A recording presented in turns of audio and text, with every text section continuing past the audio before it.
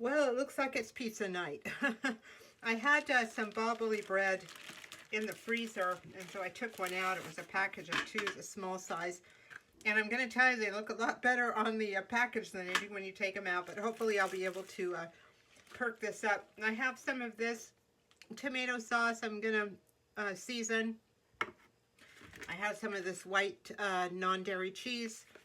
And I'm going to try these grilled vegetables on it. I got this at Grocery Outlet for $10. There's eggplant, artichoke hearts, and peppers. And there's also some sort of dip in the middle. So I'm going to take some of these out and put it on the pizza too. Maybe I'll add some olives or onions or something else. But we'll see how far we get with this.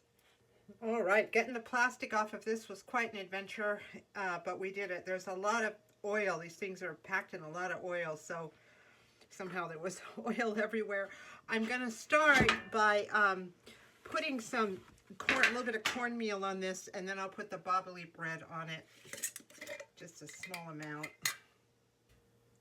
I somehow ended up with quite a bit of cornmeal, and I don't eat cornmeal that often, but so I'm happy to have a little bit of an excuse to use it right now. Evidently this helps pizza from sticking. Go like that. All right, and now I can safely put the Boboli bread there. So I just looked it up, and this dip right here is actually something called piquillo pepper and artichoke bruschetta. And I tried it, and it's good. So I think what I'm going to do is I'm going to mix some of this up with the tomato sauce and use that on the pizza. I just took 1 spoonful of this dip, and I think I'm going to take another nice big spoonful and put it in there, and then I'm going to do the same amount of tomato sauce, and we'll mix it up and see how we do, or maybe 1 teaspoon. Do it a little bit at a time. Let's mix it up and give it a taste. I already think I'm going to add a little bit more tomato sauce to this. Let's do another spoonful, and then I think that'll do it. Okay, let's spread that sauce. That smells so good.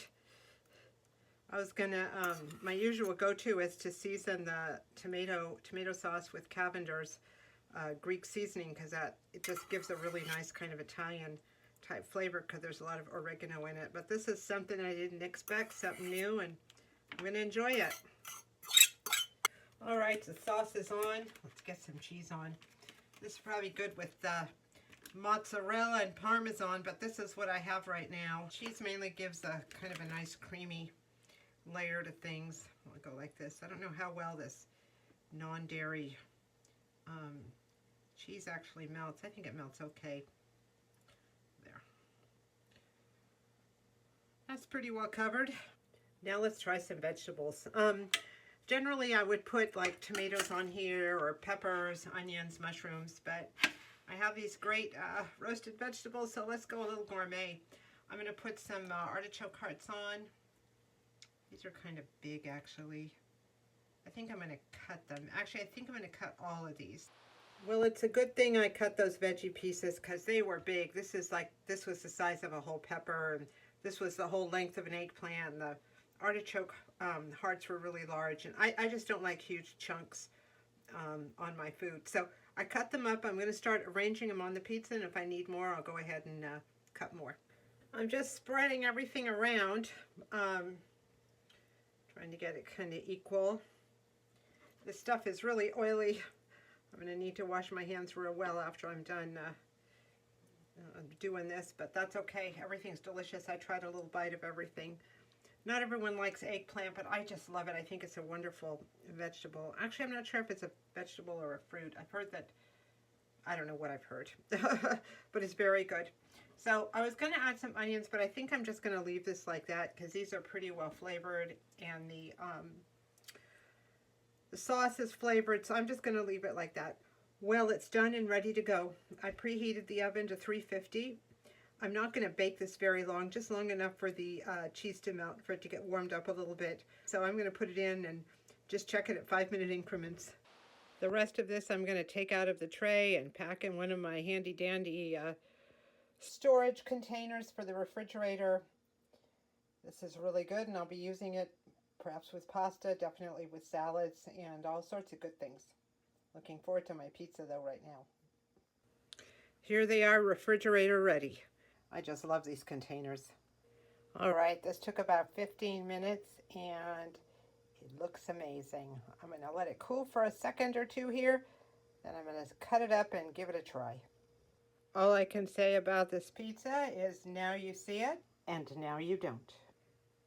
This pizza was a hit on multiple levels. First of all, I'd forgotten how good Boboli bread is as a crust. I haven't eaten it in maybe 30 years. I'll be picking it up again. I still have another one in the freezer. The package came with a package of 2. And I also liked adding the dip to the tomato sauce. It gave it a really nice flavor, and the vegetables were just perfect. So this was my little gourmet treat this evening. I still have plenty of vegetables and dip left over for a few more pizzas or pasta, whatever I want. $9.99 for the whole tray, and I think it was a great deal. Anyway, hope you're enjoying good food and good times. Thank you so much for watching.